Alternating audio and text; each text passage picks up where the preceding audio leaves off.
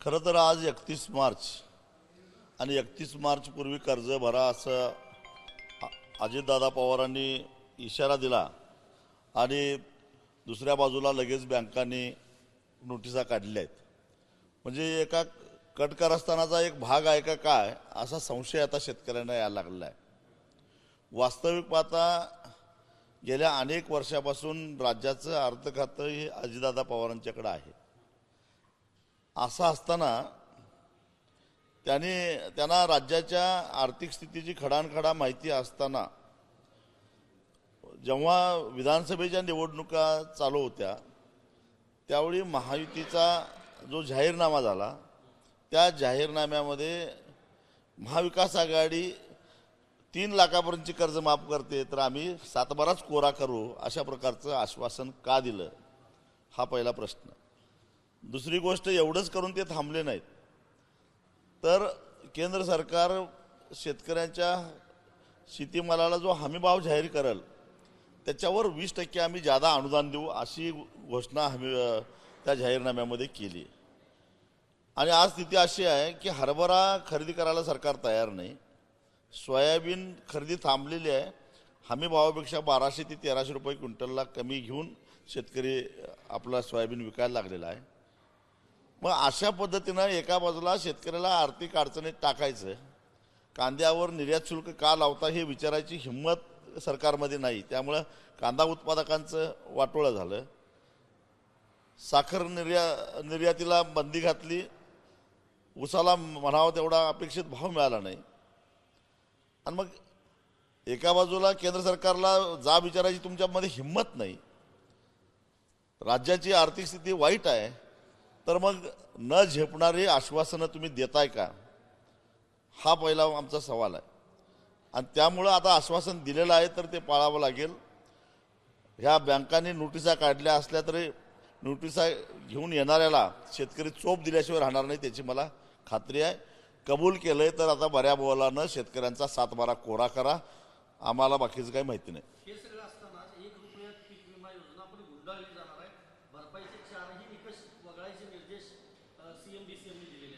1 रुपयामध्ये पीक विमा ही सुद्धा एक थापच होते, कारण राज्य सरकारची जी काही त्याच्यामध्ये वाटणी होती ते पैसेच शेतकऱ्यांचे वाटीचे भरलेले नव्हते राज्य सरकारनं।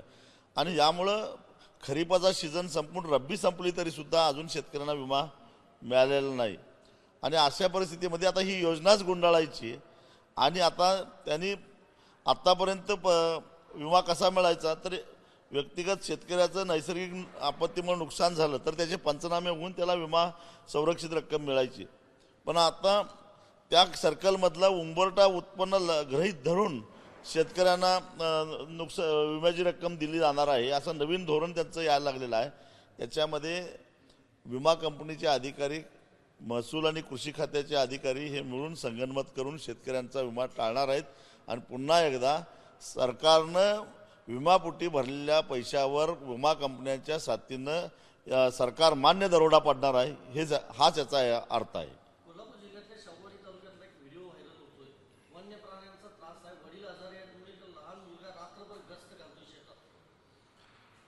खरं तर डोंगरी भागातल्या शेतकऱ्यांची अवस्था अत्यंत वाईट आहे। एका बाजूला डुकरांचा त्रास आहे, हरणांचा त्रास आहे, मोरांचा त्रास आहे, गव्यांचा त्रास आहे, बिबट्यानं तर आता जंगल सोडलेलंच आहे आणि त्याला आडोशाला ऊस शेती चांगली वाटते आणि सहज सावध मिळणार म्हणजे गावठी कुत्री, त्यामुळे हे बिबटे राजरोसपणे ऊसाच्या फडामध्ये बसवले आहेत, शेतकऱ्यांना शेती करणं अवघड झालेलं आहे। ही सारी जित्राबं सरकारची आहेत, सरकारची लाडकी आहेत, कारण सरकारनं त्यांच्या संरक्षणासाठी ॲनिमल क्रुएल्टी ॲक्ट करून ठेवलेला आहे। आता परिस्थिती अशी आहे की रस्त्यावर एखाद्या जंगली जनावरांना हल्ला केला तरी सुद्धा शेतकऱ्याला नुकसान भरपाई मिळत नाही। वन हक्क संज्ञेखाली ज्या आदिवासींना किंवा ज्या धनगरांना जमिनी मिळालेल्या आहेत वन खात्याच्या, त्याच्यामध्ये जंगली जनावरांना नुकसान केलं तरी नुकसान भरपाई मिळत नाही, कारण ती मूळची सरकारची जमीन आहे असं त्यांचा दावा आहे। आणि अशा पद्धतीनं जीव धोक्यात घालून शेतकऱ्यांना रात्री शेतकरीच काय शेतकऱ्यांच्या लहान लहान पोरांना सुद्धा आपल्या पिकाचं रक्षण करावं लागतं. गेल्याच आठवड्यामध्ये कोल्हापूर जिल्ह्यातल्या करवीरमधल्या परिते गावात भर दुपारी 4 गव्यांनी 2 शेतकऱ्यांना जखमी केलेलं आहे. म्हणजे असं दिवसा ढवळ्या आता मैदानी प्रदेशामध्ये जंगली जनावरं यायला लागलेली आहेत. या सरकारच्या लाडक्या जनावरांच्यावर त्यांचं नियंत्रण नाही. खरं तर प्रत्येक शेतकऱ्याला जर का सरकारनं सोलर फेन्सिंग करून दिलं, सौर ऊर्जेचं कुंपण दिलं, झटका कुंपण, तर शेतकऱ्याच्या पोरांना असं रात्री अपरात्री जीव धोक्यात घालून पिकाचं रक्षण करण्याची आवश्यकता भासणार नाही. एक राजकीय प्रश्न आहे.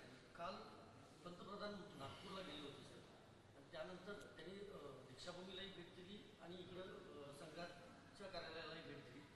संजय राऊतांनी असं म्हटलंय की मोदींचा पुढचा वारसदार हा महाराष्ट्रातूनच ठरवला जाणार आहे, तेही संघ ठरवला. यावर तुमची प्रतिक्रिया?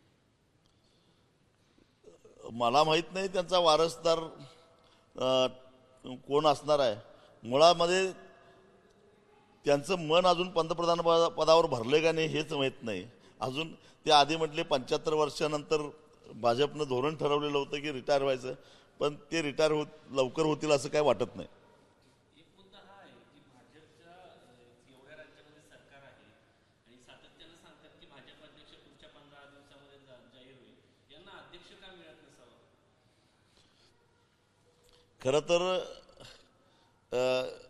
त्यांना आपल्या हातचं भावलं असणारा आणि आपलं ऐकणारा अशा प्रकारचा अध्यक्ष मोदी शहाणा पाहिजे झाला आहे. परंतु RSSला वाटतं की आमच्यामुळं हे सत्तेमध्ये आलेले आहेत आणि आमच्या पसंतीचा अध्यक्ष व्हायला पाहिजे. या वादामध्ये कदाचित अध्यक्षपदाची निवड होत नसावी. ABP माझा, उघडा डोळे बघा नीट.